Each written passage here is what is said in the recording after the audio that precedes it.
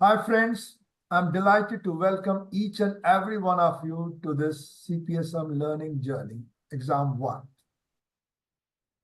Now this will cover supply chain core part around, supply management core.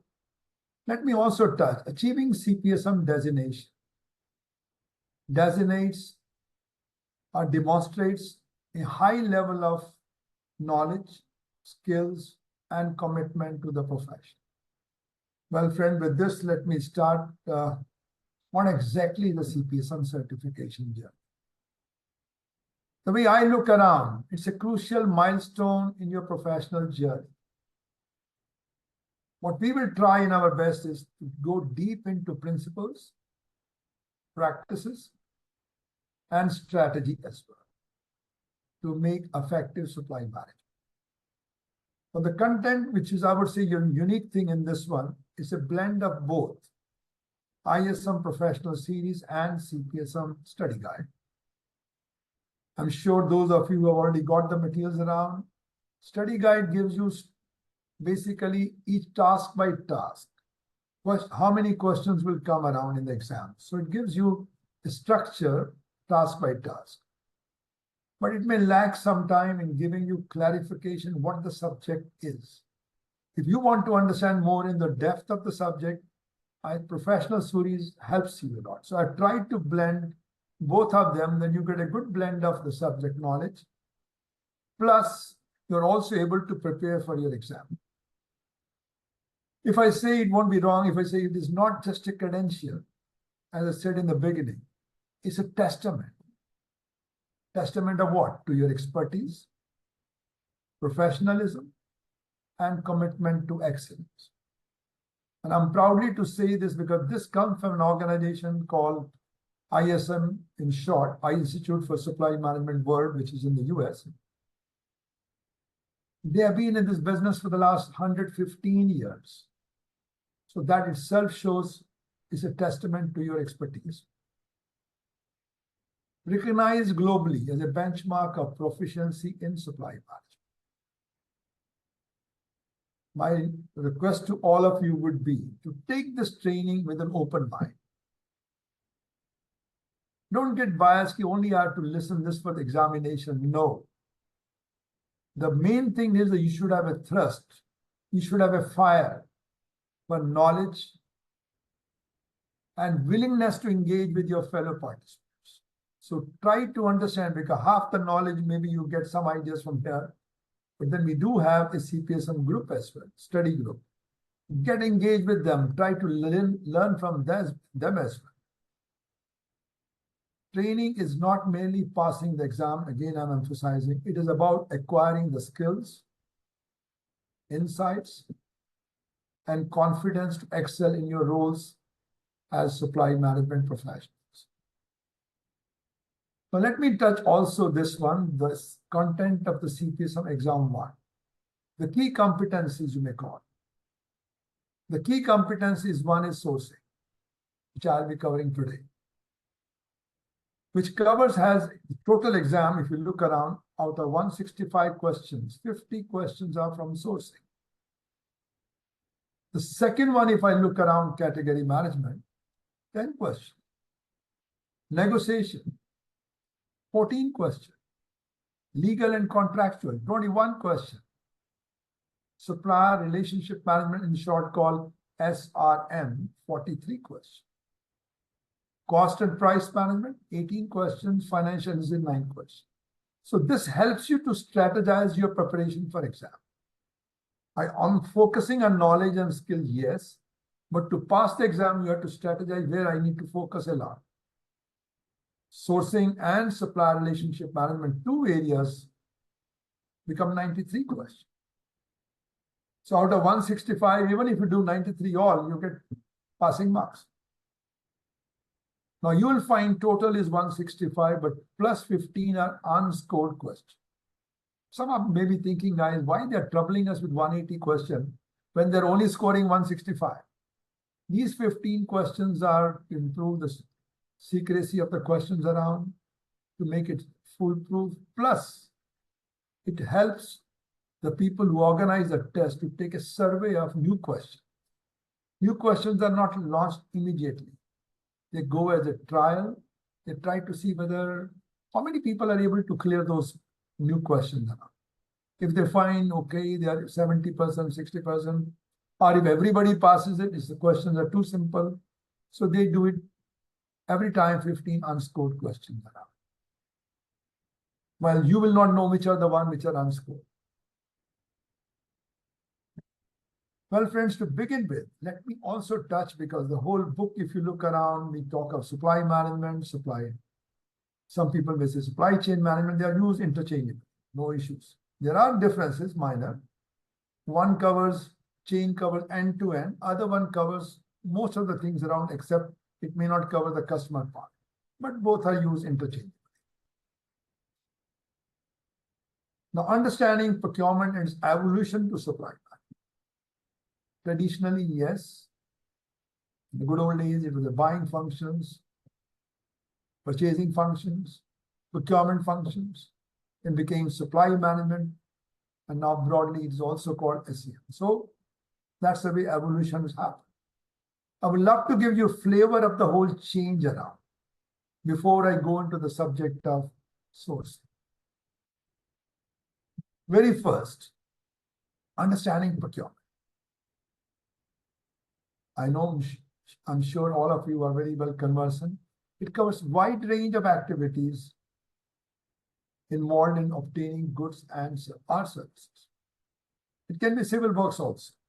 So procurement is a vital business function. When I'm saying vital, if you look around any company, small, medium, large, anyone's around, and depending on the sectors, in some sector could be 70 to 80% of the whole revenue is spent on procurement.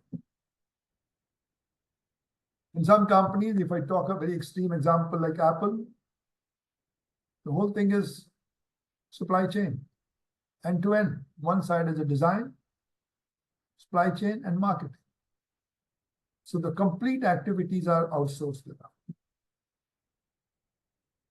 Now, same way is happening in the auto sectors, pharma sectors. So you'll find a big change around.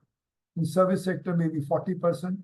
So when 70%, 40% of the whole revenue is spent on procurement, and if you are the boss of the company, your focus will be how to cut this cost, how to make it more value addition through procurement. Even if I say 5%, 10% in procurement and supply chain, it hits my bottom line. My profit line goes up. So makes your process much more efficient, more cost effective. Now it includes a range of activities.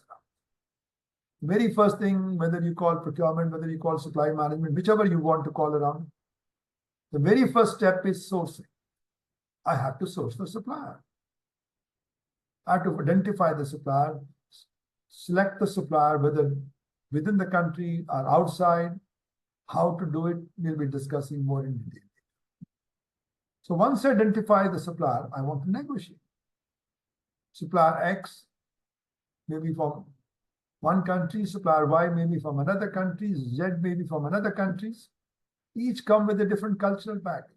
I may like to negotiate to protect my risk around and making purchases, tracking them, contract management, full thing around maintaining records around whose performance was good or bad. Important to continuously monitor and assess the procurement process.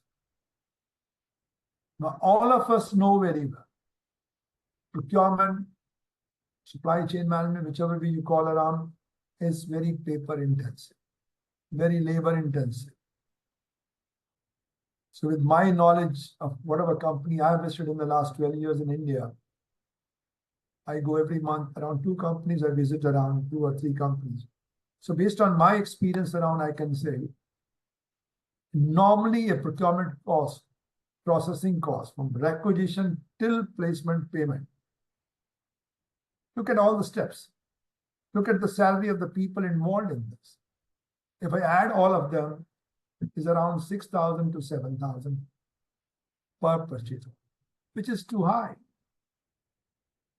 But if I can automate some processes around, I can save the money here. Even whenever I go down to any company, first thing I ask them, guys, how much time it takes from you to requisition to placement? Some will say 40 days. Some will say maybe more than that. Some will say, on average, I find around 20 to 40 days normal. But then the question comes, why not 1 day? You're not doing first-time procurement. If I'm in a production company, I'm buying same item for the last many years. Why do I need 20 days? Why do I need 30 days to place an order? We need 20 days in-house, and from the supplier, we say, give us yesterday. So this is where we need technology to process much faster. This gives you a wonderful feeling of what is a percentage of your pay. The one I explained in the beginning, like aerospace is 47%, chemical could be 53%. That means the revenue, if it is around $2 billion, 46% means $460 billion are. If it is $2 billion, the 460, when 46% multiplied by 2 billion means I'm talking of around 920 million. Similarly, if you look at semiconductor companies, other industries around, auto is on the higher side, 78% easily. Pharma could be also, like here shown, 56. Some I have seen even up to 65, 70. Depends. Let's walk through one just to have an understanding. How does this chain works? All this activity I'm calling as a chain because they are all linked together in one way. Technologically linked or not, but in the process, they're all linked together. Somebody makes their needs around, guys. I want 20 computers for my office. I want one CNC machine for my production shop. I want some software to be developed. I want website to be developed. The needs are there. Now, converting the needs into specification, you want a website, the need is there. What is going to be the front design? What is going to be the backside design? How the data is going to be inserted into the system around? How it is going to be updated around? You need to write specs. So writing the specs are very important. You want to buy a computer, which speed you want? What RAM, what? So all that thing helps us to design the specifications. The specifications are very important around. But statement of work, when you're buying services, I want some audit services. I want some training service. I want some legal services. I write down SOW, statement of work. What do you expect from them? What are the performance indicators? So SOW was written down. In the public sector, we call terms of reference. So once I know the specs, then comes the next thing is which method I'm going. If I have no choices with me, no specs at all, no supplier with me, then I go with one approach. I've got tons of suppliers, good supplier, bad supplier, whatever. I then find another ones. So depending on the complexities, depending on the number of suppliers you have, depending on where they are located around, if they are located in such places where we have a political issue, geopolitical issues around, procurement. The next thing comes is, guys, okay, now I've got the specs, I know the methods. So based on the method, I decide my solicitation. I'm trying to solicit. Guys, come on, give me the offers. The word is called soliciting, requesting the offers. Then there are suppliers says, guys, oh, we have not understood this around. Can you clarify this? They ask us 10 questions, we reply them back, and offers are closed. We evaluate those offers. Evaluate technically, evaluate financially, evaluate many other ways also as well. In terms of delivery period, in terms of performance, warranty, whatever you may call it. Payment terms, everything is evaluated. Then we shortlist. And after shortlisting, we think, oh guys, these things may serve my purpose. But then there's a next step is negotiation. Your terms and conditions, one may not be accepting it, other may accept it. One may give you a better deal, other may not give you a better deal. So you have to negotiate them. But the game is not over after negotiation or even award of the contract. The game starts actually, particularly if the cycle is long. Managing the contract. I remember the time when we had a project in one of the countries around. We were doing the electrification of the country. 3,000 kilometers of cable, overhead cables. Project was running in $1 billion. So managing the contract, which will run for 3 years, and putting copper cables around, copper price going up and down, labor costs going up and down. How do we manage the contract? So that part is very important. Lastly, but not the least, is in any company, wherever you work, if I had a bad experience or a good experience, it's good to write down. How did I do this job? Was it done good, bad? By writing down, you are basically able to improve your performance and company's performance. And company performance, if these informations are recorded into the system. So the new staff member, when they come, they can also learn, my colleague had this experience with this company.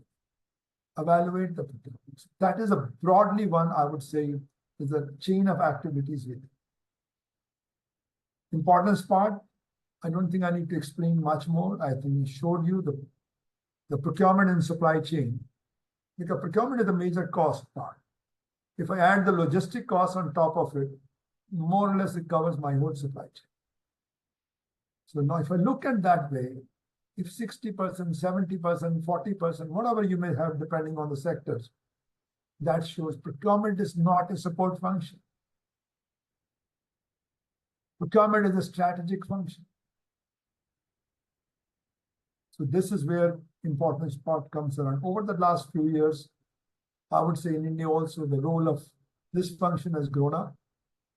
Many young people are coming into this profession as in 70s and 80s. Many educated people never thought this function. They thought this is a reactive function. It's a firefighting function. Not now. So people are moving into this to make this as a career. Next thing comes is what type of procurement. Depending on the type, your solution will change. You can't have one size for all. Again, keep in mind. Even when I say around, if I'm working in a service sector, my style of procurement is different. I'm working in an auto sector, mine is different. So each sector to sector, depending on the complexity, depending on the need, processes changes. If somebody says, I've learned one process, I can apply everywhere. No, one has to change depending on the sector. One is called direct material. One is called indirect material. It can be goods procurement, it can be services procurement. One more I've not mentioned here is civil works. So there are different types around, and to make it more clearer, let me explain the next slide. The direct means whatever you buy goes to the end product, which customer is paying for it. The customer is buying the car. You're buying tires. Tires you're not buying for the office. You're buying for the customer. You're buying engines again for the customer. Batteries again going to the customer. Fine. So any price going up or down in these areas affect the customer price. Any improvement in quality helps the customers. Change of lamps to LED, it improves the quality of the performance of the batteries, helps the customer. So the direct part counts a lot. A good thing or a bad thing, what you do here affects the customer. That's what we call direct material. And direct material, you can't take it lightly, any increase in price. Yes, if the price is going down, quality is going up, it's a plus point. Next thing is indirect. You want to run your office. To run your office, you need office supplies, you need computers, you need furnitures, you need internet connection. They're all indirect. I need a machines like this one, you can see the CNC machine to make some parts around. I need grinding wheels. So all these items, consumables, they are all indirect material. They are not going to the customers, but they are required to run my plant, to run my office. Then we do have services. Every company needs some skills from outside, specialized skill. Specialized skill could be that we want to implement AI in it. Or we want to implement something. The new concept has come of GST, somebody has to be trained, people has to be trained. So that means those type of consultant, they come, they train, or you want to organize a training for your procurement and supply chain staff. So those services, we call this, again, people come from outside for a short duration, come and do it and go. So the total cost is X plus Y plus Z in any company. So there are something which is going to the customer, something which is done for the in-house, to run the office, to run your offices, air conditioners, computers, whatever you may call it, and then services part. Now coming back to understanding the various terms around. As I said to you, procurement is nothing but a process. I'm using the word process, step 1, step 2, step 3. You have a step process. It's also about, there's a part of it is sourcing, which I will go into the depth in my next session in this one. Sourcing is finding and vetting the supply. Trying to find. Then trying to vet them, guys. Are they reliable? Are they good? Then strategic, there's a 2 approaches on. One, I find a supplier, I place the order. Second is, guys, let me go into the depth of it. I'm trying to make a long-term agreement. So 1 year, 2 years, maybe up to 3 years. Normally, my approach has been do it for 1 year. If they do a good job, give another contract of 2 years. The good thing about long-term is that suppliers take you seriously. They are willing to improve their product for you. They are willing to cut the cost for you. But if you're buying one time, they may not give you a good deal. So that is what we call tactical sourcing. So one is strategic sourcing, one is tactical sourcing, one is operation sourcing. If I put it up this way, then let's say in the time I remember in the beginning when I was working with Tatas in Mumbai, we had around 100 people in procurement. Out of it, 60 people were in purely operational, firefighting. Go there, get this, get that. Then there were 25 people, let's say in the area of tactical, who were able to look beyond the nose side. Guys, okay, what do I need next week? What is my production plan for next week? What is my plan for the 3rd week? According to that, do I have the materials or not? And then there were few people, 10 or 15, who were doing the strategic function, thinking very long term. What could happen in a year time? So this is where the situation was, but now things are getting turned around. We want to cut, we want to automate the operational part, and we want to have more people on strategic side. So in the short, it's a good news for people in procurement and supply chain. More smart people are required at those strategic level. All decisions which are done for the long term. Procurement people are not expert technically. They are expert in their own process. They're expert on the commercial side. They have good idea about the product, but still they are not, they need some support from the production side, design side, finance side. So that's why I'm saying it's a cross-functional approach. So any decision when you're making for a long term, it's a cross-functional approach. The term purchasing is purely mechanical. You tell me something, I go and run and get something for you. Purely reactive. But procurement goes, as I said to you earlier, goes into the depth. It goes into spend part. And based on the spend, it decides the sourcing. If I don't know what is my spend this year, am I going to spend $1 billion, $2 billion, and how much we spent last year? What do I tell the suppliers? So I have to know my needs.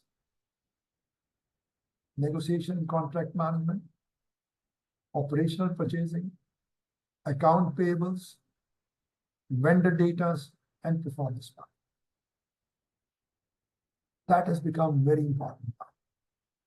In the good old days, people never cared for it one time. They'll say, guys, okay, hire and fire, take a supplier, throw it out. But now people maintain the vendor data and try to manage the performances. Who is doing a good job or a bad job? Same thing we do for the staff also. So the data is becoming a goal. I think that we need to do this. So this clarification, I think I've already explained you, so I don't need to go into depth further on this, but this gives you a little better ideas around.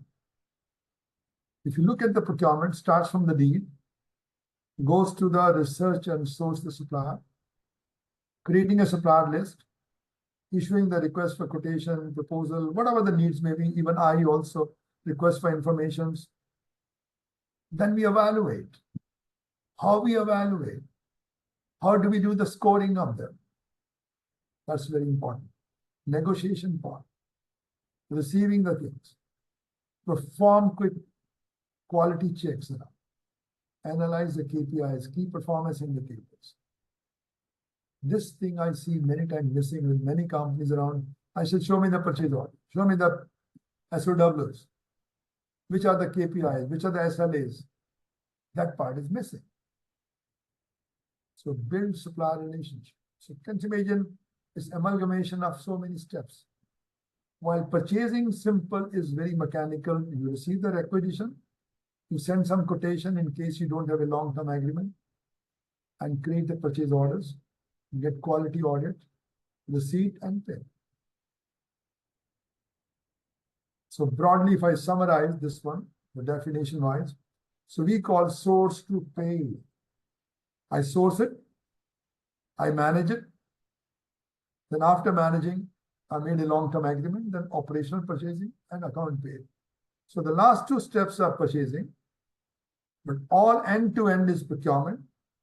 So we could call source to pay, or we could call source to contract in the beginning, and the next is P2P. This one, not to scare you guys, but to just tell people, because sometimes people think procurement is only 2 steps. I said, no, it's too many steps around. So this is where I've tried to show it, not to scare anybody around, guys, basically to give you steps which are required. That's why the cost is very high in processing.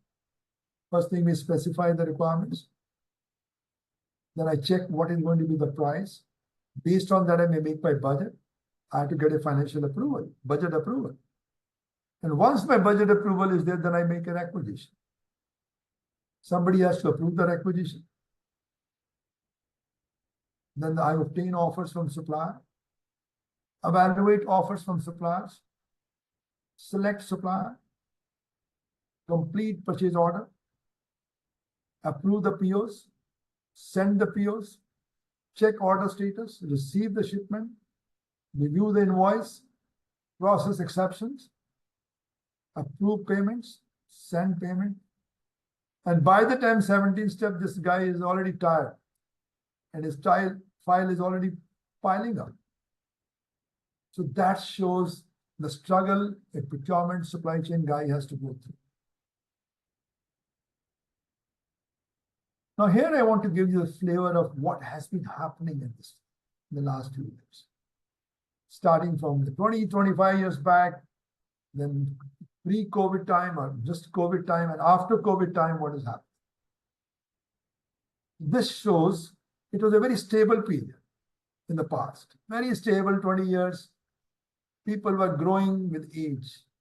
Oh, you got 10-year experience. But if you ask them, what have you done in 10 years? What have you learned new? What challenge you have seen in the life? Just placing an order is not a challenge. A very stable life, environment was also stable. Companies are also stable. And if I talk of India's, in those days, we used to have one model of car, one phone, everywhere there's a waiting list. So life was very straightforward. But look at the before COVID or after COVID. Price word is gone. Now we're looking at the cost, guys. How do I cut the cost? Price is okay, I got something from someone, but now I'm converting the item into final products. There's a cost involved in my office. I buy raw materials, I pay the price for that, then I convert the raw material into the finished product. So my cost, I might be having too much rejections, too much wastage. So my cost goes up. Now, how to cut the cost? And during COVID, we all have seen the risks were going up. Delivery was not coming up. So the risk of delivery, risk of not performing, risk of not having the staff in the office around, all those risks were, our focus was how do we cut down? So arrow is down, we want this to be down. But on top of it, everybody was saying, guys, we want value. Yes. So the value means what it counts for the customer. You and me spend money, buy something. We pay the price. But the way the goods are given to you, the way they are performing, less of hassles, that's what we call value. So value is more functions for the same price. In terms of look, in terms of appeal, in terms of finish, in terms of whatever you may call it. That's what we call the value. You add values. Then we're also looking at innovation. The focus is, guys, going, can I get innovative products again? Innovation can be in the technology areas. I want to connect my transportation or anything around end-to-end. Production also, I want a full flow line end-to-end connected. So I need innovative products around. I need IoTs, I need blockchain, I need many things to connect them. So the connection part, in some companies, we still do with the EDI, but now there are more further innovative products coming. So that's what we're doing. So that means even if I don't go to the office, complete information comes to me, I can get a red alert immediately. So we need innovation. So innovation in technology, innovation in product as well. Now when we're looking at after the COVID, we have a lot of geopolitical issues going on. You all know very well, Ukraine, the Middle East, what is happening around, and any part of the world around. The world is not secure. I mean, anything happens one place, it affects everyone else. So today what we are looking around the security of supply. We all have heard about Red Sea. The goods are not going there. People are going in the long way to Cape Town, at the bottom tip of the South Africa. Cost goes up. Earlier, I could send the goods to Europe through that Red Sea. Then similarly, even the US West Coast side, Panama Canal. So there's a drought, water level has gone down. So certainly, again, there's a problem. Security of supply. Is my supply secure? The next thing comes is mitigating the price. If price is going up, maybe because of shortage, maybe because of crude oil, because of anything around, how do we cut down? Sustainable supply chain. This has become very big. I mean, the topic has been for many, many years, the climate change. But in the last few years, it's no more a buzz, it's become a necessity. Even a child knows, guys, there's a climate change. We have to fight for it. We feel it should be winter season becomes summertime. Should be rains, but there is no rain around. So all things are affected. So in short, the planet is reaching its own limit around. So there is a need. How do we cut down? How do we cut down the net yield to make it net yield? Particularly the emission part. I know there are many things, water is there, but let's say talk of emission alone, carbon emission, how do we make it zero? This is another area which is becoming, as I said to you in the beginning, strategies. Procurement is not one size for all. So we divide into two parts. One function becomes strategic function, one becomes purely tactical function, or operational function. So these people who are doing the long-term agreements around, they are doing based on the last year's data and this year's plan. So they make the long-term agreements. They make the call of contracts. While these people are basically trying to piggyback on those contracts if they are available. If not, then they get their own RFQ. But so two functions become, one becomes purely operational, one becomes strategic. And look at the whole things of scenario of procurement. Some of you thinking why I'm touching only because procurement is still the major chunk of supply management. Or even supply chain, because major money is going in this function. So if you look at procurement, strategic part is only 20%. 80% we are busy with execution. Morning we go to the office, go to the factories, we run around, then we say, oh, this is short. Then we again run around, we find another item is short. The whole day goes in execution. Not that we are becoming smarter. We got used to those shortages, that's all. So the focus is all about execution. Hardly any time for managing the stakeholders. Are my customers happy or not? How can I help my customer a better service around? So that's the area we will look at. So now we are looking around, guys, 80% time should go into strength. And 20% should go into operation.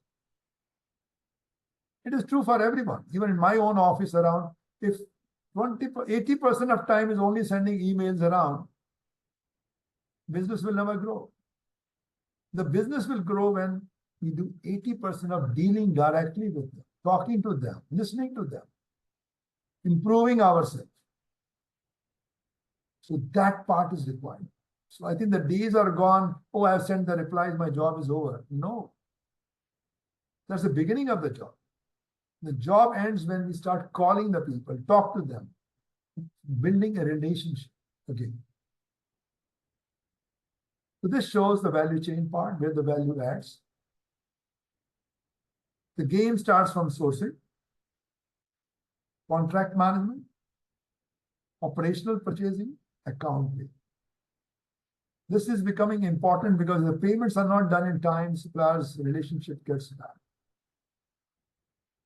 And a supplier knows very well, instead of 45 days, this company takes 90 days. Next time they'll push the price up. So your value goes down.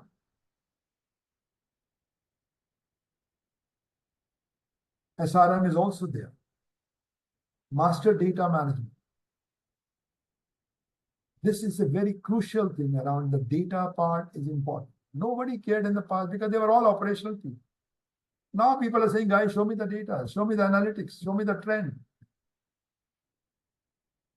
Since I was involved in this business, I've been involved with EDI, I've been involved with the 2004 when I was implementing my ERP for 165 countries worldwide on the procurement side and supply chain side. I was very happy that, okay, now all requisition of every country I can see sitting in New York or Denmark, wherever I was there. But then later on I found, guys, okay, I'm able to get the requisition, I'm able to get purchase orders, I'm able to get, but in between, the whole sourcing was missing, contract management was missing. But then the next question came on what I'm doing with the data. I'm creating tons of data, but what I'm doing with that. But now I think people are becoming end-to-end connected data. They're trying to analyze it, where we can improve, how we can do better. So technology is becoming. We all have seen how finance has improved on the technology side. Look at our own life has changed because of technologies. Sitting at home, you don't have to go to the bank. You can activate your card, you can change the PIN number, you can do what you like. Because you have complete transparencies. On procurement side, still the technology part is missing where I can see end-to-end. End-to-end to me, not me alone, including supplier and customer. Everybody should be able to see. Customer, supplier, yourself, the whole ecosystem. We want them to be connected. So this area, I would say, we are left still far there. Spend reporting and procurement analytics. If you don't have a spend, how much you spend, where you spend, what item you spent, what category you spent, different. Even within the same companies, I had same difficulties when I was getting the data for 166 country offices. Although they're all writing in English, but the way they write the description, impossible to make any comparison. And there where I felt around, there's a need for taxonomy. I felt the need of putting a coding system. And that coding system, I was the one who led it. And we built it, and now it is being used by SAP as well as Oracle and many places. So we developed a coding system which could be structured in a hierarchical way. This item belongs to this item belongs to this. So starting from the family tree, so we developed the coding, which again I find many companies don't have. So that reporting part is also. So this is where whole thing is affected.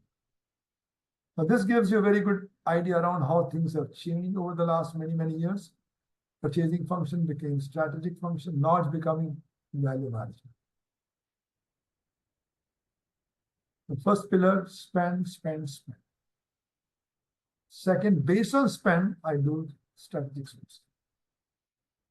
I'm sure you all know very well, even in your own home, if you're spending, depending on whatever budget you have, if you want to cut down your budget, then you want to know where is my money going, which one I should cut down. But if you don't know where the funds are being used, same case happens here. Here also I've got different categories of items, different products around. Strategic sourcing. So once I do the sourcing, the next thing comes is contract management. And during contract management, I realized that this supplier is excellent. This supplier is useless. So I do the supplier management. So this is why 4 pillars are very important. So we have upstream activities, we have downstream activities. Keep in mind, supply chain flows one way from supplier to this. The value chain is other way around. Customer has asked you something. How are we adding value to that what supplier customer has asked? So supply chain goes in one direction, value chain comes from the other side. So that's very good.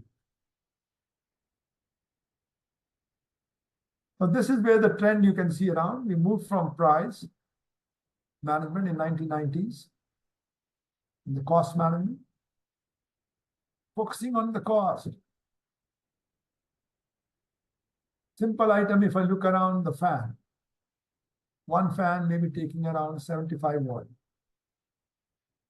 Other fan, which makes less noise, takes half the energy.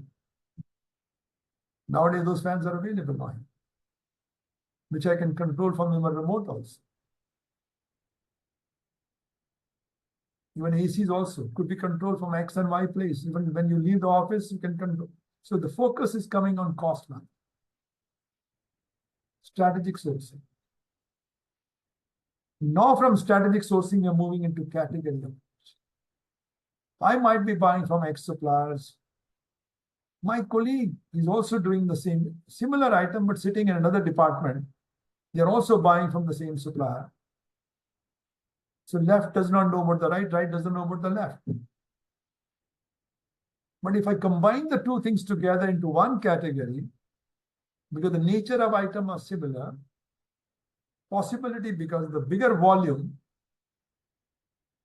my negotiation power goes up. I can get a better deal. So strategy could be at an item level, but then from item level, I'm going to the category level. And then once I go to the category level, it's different. Just to give you a very good example, I know we'll have a full session on this separately. Let's say I'm buying medical supplies. I'm making a long-term agreement for sutures. I'm making long-term agreement for bandages. And contract is going to the same supplier. Why can't I put them together all into medical supplies and call them as one category? Same thing for office supplies. I might be getting a paper price from one, pen from someone, marker from someone. I could combine all of them into office supplies. If collectively putting them together, I may get a better deal, why not? That's what we call category. Now we are moving into the value part. Category is fine. How I can add value to this? So that's what focus is now in 20s, what we're coming around. You can see around in the last 1990s to 20s, just 30 years, the whole ball game has changed. This gives you some idea about supply management. And intentionally, I put it up because all our programs, all 3 exams, certification, we call Certified Professional Supply Manager. So when we say you are a supply manager or supply chain manager, very interchangeably used around, you can see around it covers literally all. The management of the whole process, analytics, cost saving in the bigger game, time to the market, how fast I can get back, and planning. That's very important. So I do my whole planning as well. Vendor relationship, with whom to do good one, which are bad.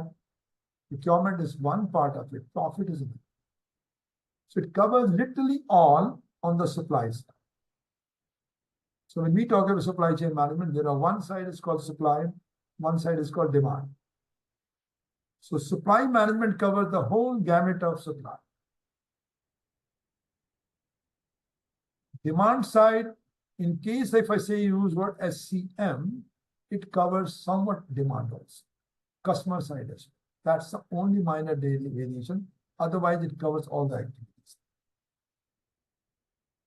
So now look at the way it is. In the good old days, procurement people were not visible anywhere. They were just part of the finance. Now they're strategically becoming equal. If you look at a very big organizations, there's a vision, mission, organization strategies. So you have finance team, they have their own strategies. Marketing people have their own strategies, operation people, and supply management, R&D strategy. So you can see around supply management is coming in par with other groups. They're very important. If they spend 50, 60% of the money of the company, why not? They are important. So what is supply chain management? In short, if I want to say around all activities from one end to another end. Starting from the raw material stage. So from X supplier goes to Y supplier, then that supplier converts into the parts and gives to you. The whole chain is there. Then you process them, you give it to the distributors, then you give to the retailers, goes to the customer. So that all activities which are there, all parties which are there, the whole ecosystem which is there is called supply chain. And managing the supply chain is called supply chain. So somebody has very nicely said, I put in a bold word here, word is supply chain. What is supply chain? Some countries have resources. They have the raw materials, but they don't have a technology to convert them. There are some countries who have the technologies and the right talent. Look at Japan, don't have resources much. The resources mean particular raw material. They come from X country or Y country, and then they convert, again, deliver to the whole world. So word is a supply chain. That's what we're trying to say. If you get more clarity on this, there's a supply side, there's a demand side. So this one is called supply management if I do the supply side. But if I go one step further on the demand as well, then comes supply chain management. So procurement is only one part of it.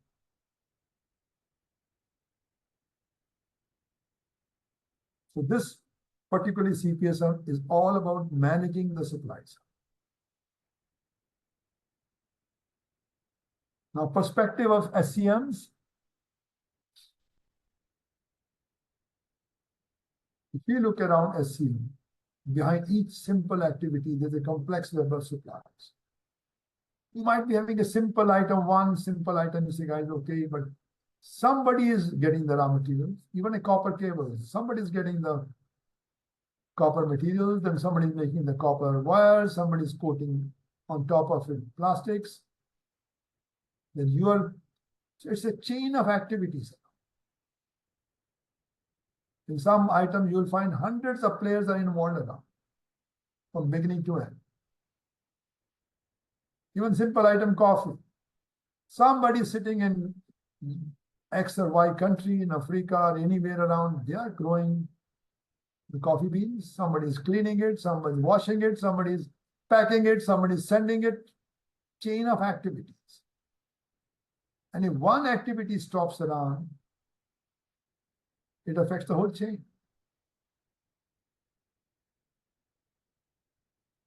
They always quote the example of one auto companies around. It happened because they were buying, there was only one supplier for one item. They never cared. They said, oh, good things are going well. But then there was a flood in Thailand in 2011. And they were making the gearbox for them. So for 3 months, they could not deliver the gearbox. Think of a company, cars are getting ready, but there's nothing to deliver them. Nobody will buy the car without a gearbox. So that means the sequence was not happening. The flow was not happening. It happens long back with Philips.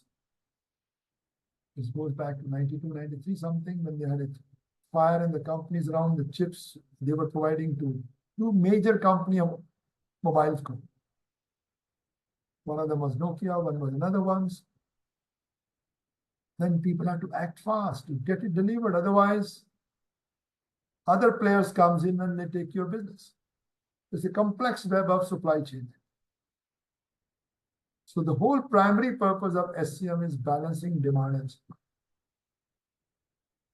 So supply side is one, and then demand side. You have to balance it up. Again, it's rightly said around, SCM is the heart of commercial success and failure. So when we talk of 4 C's, customer experience, cost, compliance, and carbon. So in short, if I want to say, is end-to-end holistic way of managing the chain. Now, some of you will say, guys, why this word has come now, supply management, supply chain management? In the past, never. Everybody was saying purchasing, procurement. The credit goes to IT. In 60s, we were all fragmented. I remember the time when I was a production manager in one of the companies around. All these activities were in the plan. One is planning the forecasting, one is doing the sourcing, one is doing requirement production planning. All were independent. Purpose was same, but each one was working independently. Then the materials management came around. But now with the help of IT, all of them have been put together. So the word, which I would say, the key word is integration. The moment you integrate, in one slide, I can show you the beauty of integrations. So if you look at this one, this is the beauty of integration. Ultimately, company is like a boat. 2 people are relaxing, oh, I have done my job. 2 are struggling from morning till evening. But if we integrate all of them, then results are much better. So one might be doing production planning, one might be doing materials planning, one might be procuring it. Why can't we connect them together? Integrate them together. So the focus nowadays is integration. So in one line, if I say supply management, our supply chain management is nothing but integrating the wide range of activities to connect the resources. Well, friend, this covers the very basic understanding because the certification is about supply management, or supply chain management, whichever way you want to say around. So before I go into topic by topic, so I thought let me set the tone for you guys to understand this. Well, with this, I hope everybody's got some ideas around what is SM, what is SCM, and why they are necessities today. With that, let me come to the now session on sourcing. I showed to you in the beginning also, there are 7 competencies for successful supply management. Only for the exam 1 I'm talking. Exam 2 has got its own, exam 3 has got its own. So I'm just saying exam 1. So sourcing, which is the main one, with 50 questions out of 165. So let me start with this.